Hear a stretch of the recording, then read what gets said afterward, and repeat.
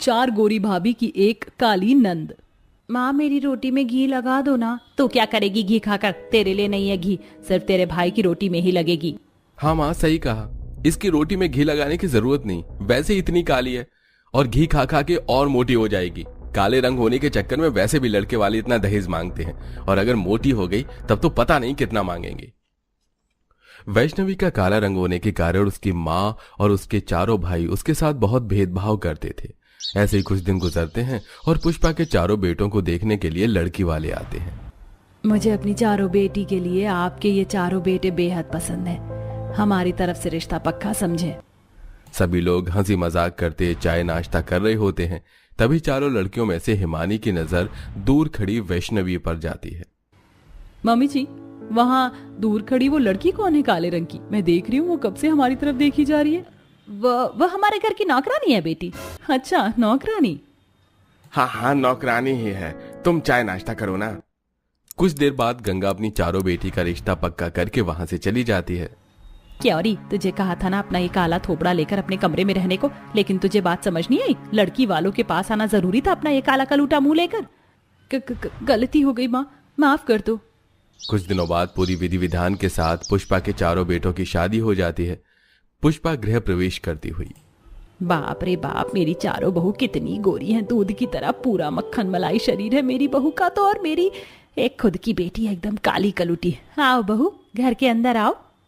पुष्पा की चारों गोरी बहू घर के अंदर आती हैं और अपने कमरे में आराम करने जाती हैं। वहीं दूसरी तरफ पुष्पा अपनी बेटी के कमरे में जाकर, मेरी बात ध्यान से सुन। तेरी चारों गोरी भाभी के आगे मैंने तुझे नौकरानी बताया है, तो नौकरानी की तरह सुबह जल्दी उठकर घर के सारे काम को निपटा लियो।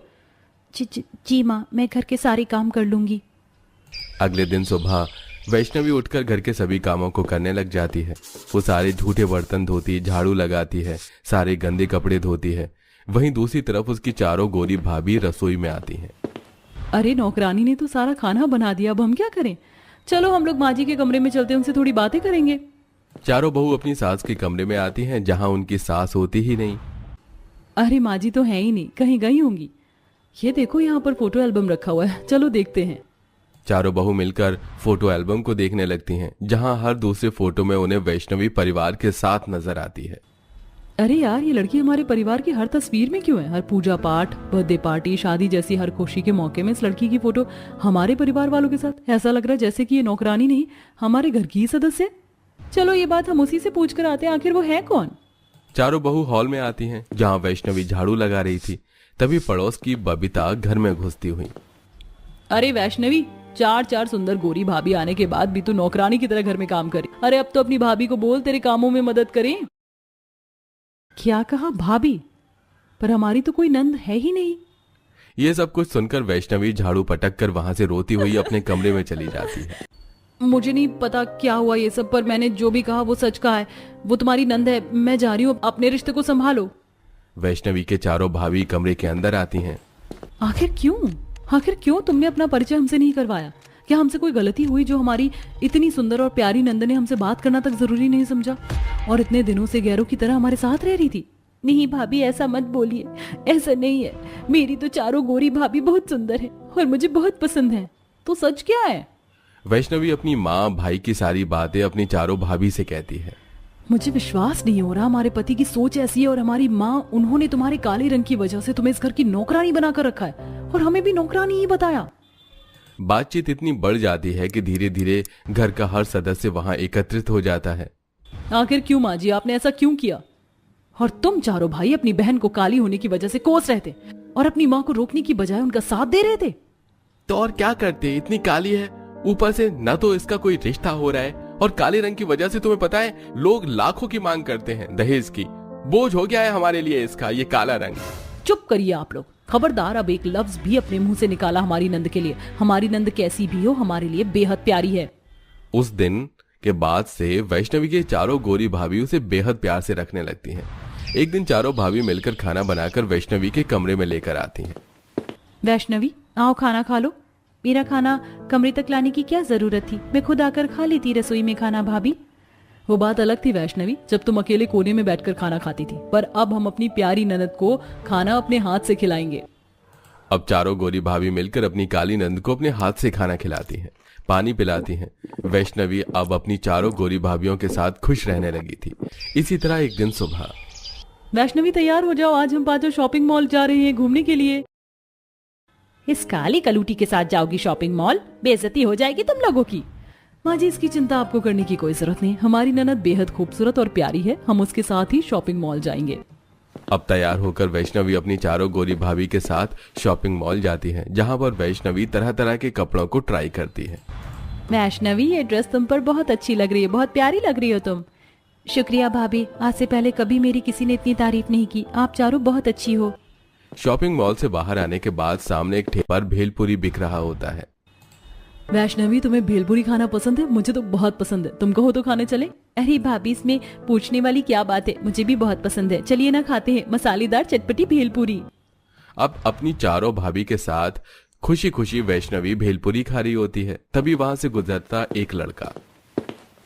अरे ओ काली कलोटी बैंगन लोटी, लगता है धूप की सारी किरणें तेरे मुंह पर ही पड़ गई हैं। बाप रे, कितनी काली है, कभी फेयर एंड लवली भी लगा लिया कर।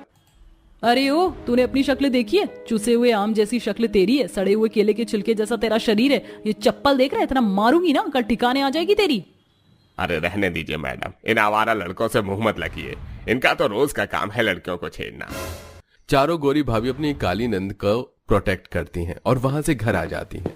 ऐसे ही कुछ दिन गुजरते हैं और एक दिन लक्ष्मी कहती है, शीतल, डॉली, हिमानी, मैं क्या सोच रही थी कि अब हमें हमारी प्यारी नंद के हाथ पीले कर देने चाहिए।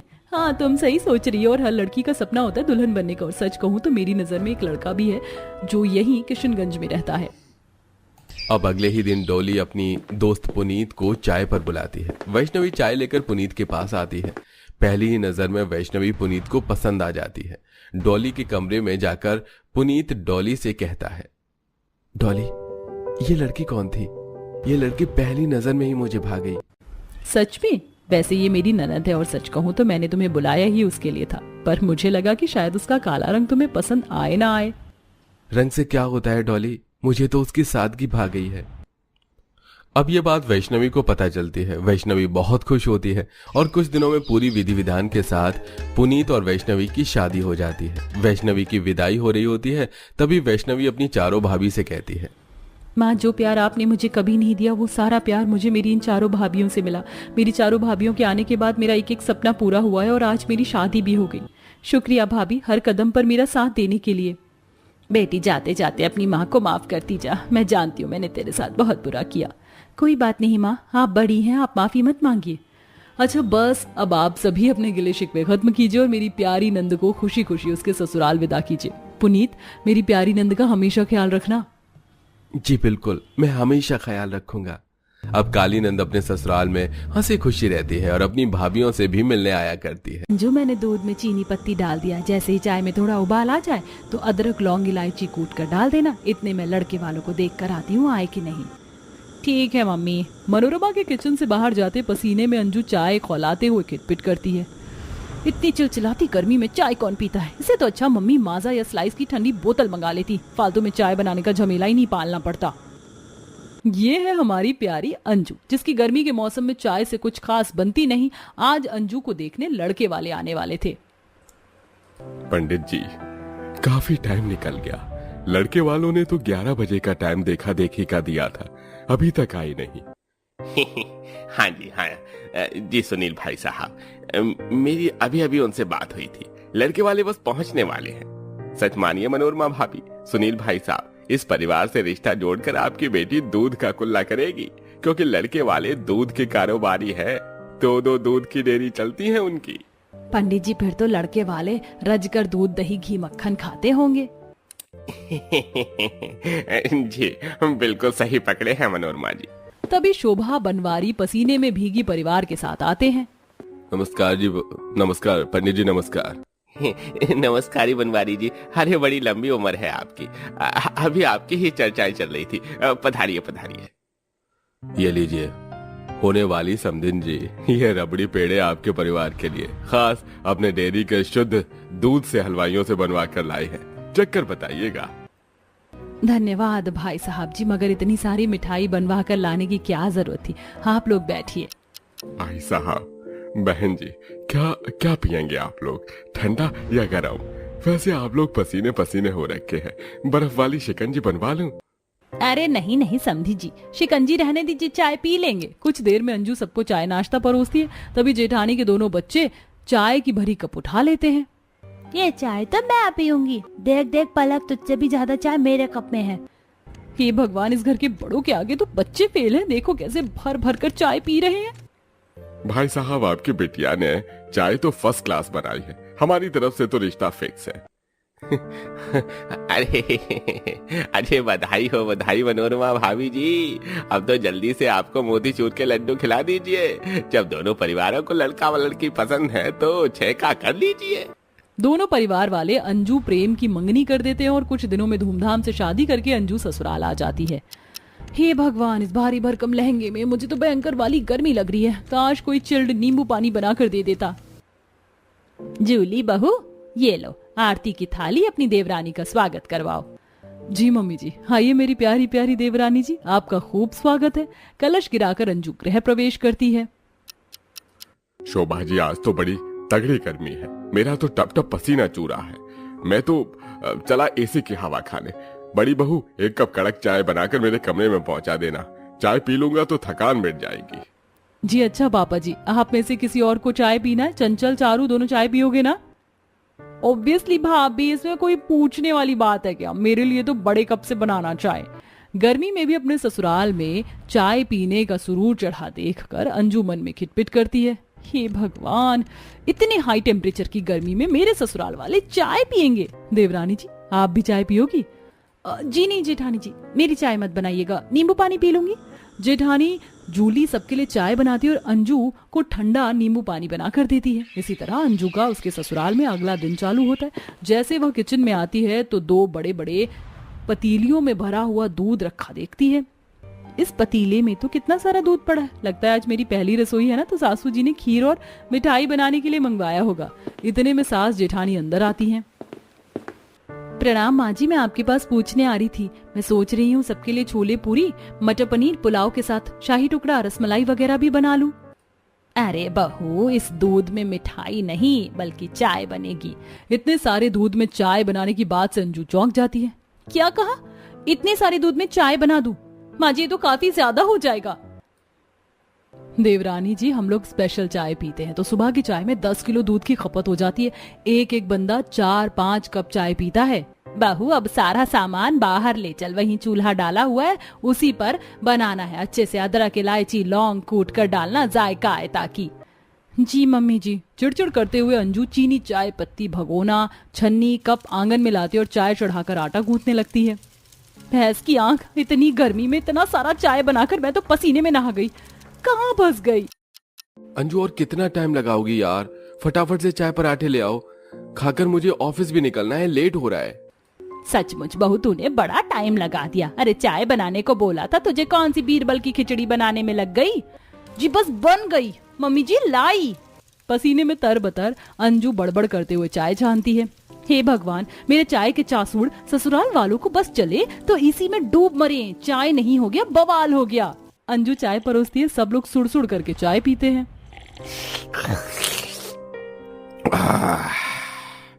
वाह नहीं बहू, चाय तो तुमने एक नंबर की बनाई है। एक कप और पिला दो। पर पापा जी, आप इतनी गाढ़ी दूध की चाय ऐसे ही पी गए? एक आधा पराठे के साथ खा लीजिए, वरना खाली पेट चाय पीने से पेट में गैस बन जाएगी। अंजू की हिदायत देने पर बनवारी आग बबूला हो जाता है। अरे बहू, मेरा हाजमा दुरुस्त है, तू चाय डाल। अंजू बहू, तूने चाय को अच्छे से खौलाया नहीं, दूध में कच्चापन है। दोपहर के टाइम अच्छे से उबालना चाय।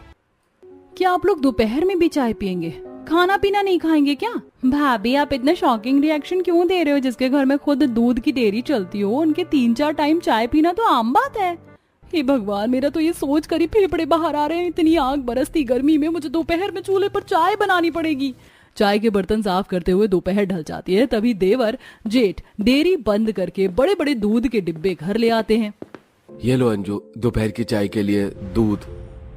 चाय चढ़ा दी? दोबारा चाय बनाने की बात से अंजू का मुंह सड़ जाता है। जी जेठ जी, बस अभी चढ़ाती हूँ।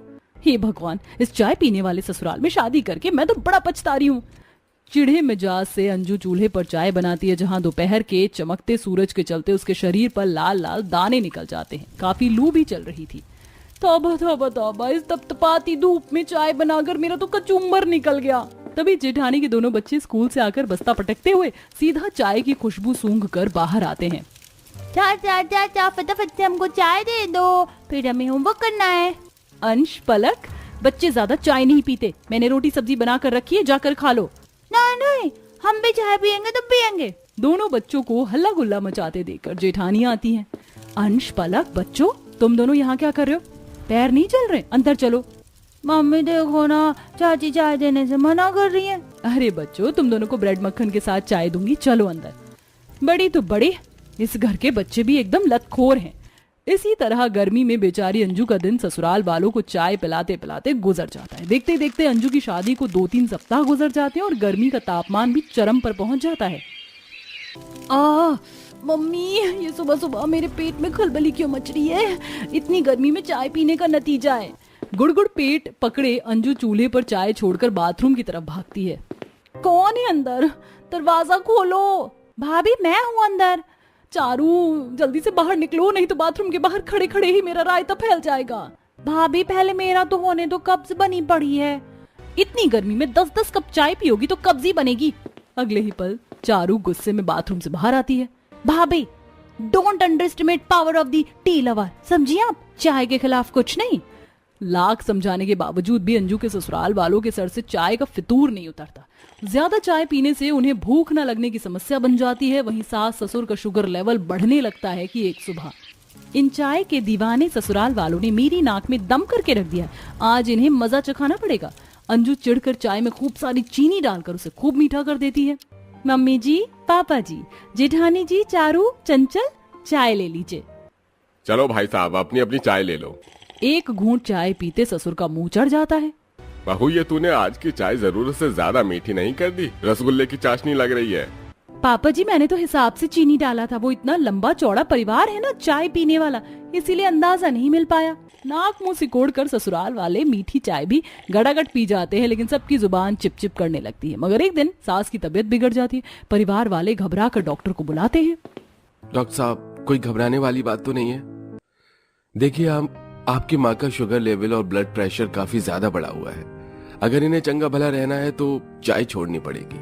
आप लोग चाय और स्वास्थ्य में से कुछ एक को चुन लीजिएगा। आप डॉक्टर के समझाने पर अब शोभा के साथ साथ घर के पूरे परिवार वाले भी ज्यादा चाय पीने से परहेज करते हैं। वहीं गर्मी के मौसम में चाय बनाने की समस्या से हमारी बहू अंजू को भी छुटकारा मिल जाता है।